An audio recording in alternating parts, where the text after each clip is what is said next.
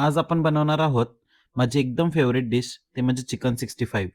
खायला जितके चांगले, बनवायला तितकेच सोपे.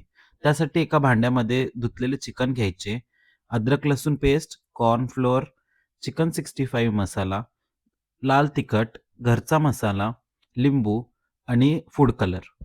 सर्वप्रथम धुतलेल्या चिकनमध्ये अद्रक लसूण पेस्ट, घरचा मसाला, लाल तिखट, चिकन 65 मसाला आणि फूड कलर टाकून घ्यायचं.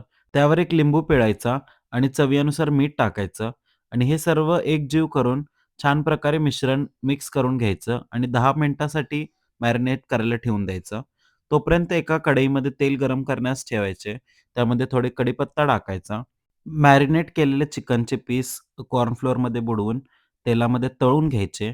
आतून बाहेरून व्यवस्थित भाजल्यास डायरेक्ट त्याला प्लेटमध्ये काढून चिकन 65 खायलाच घ्यायचे. ही रेसिपी ट्राय करा आणि आवडल्यास व्हिडिओला लाईक, शेअर करा आणि अशाच मसालेदार रेसिपींसाठी फॉलो आणि सबस्क्राईब नक्कीच करा.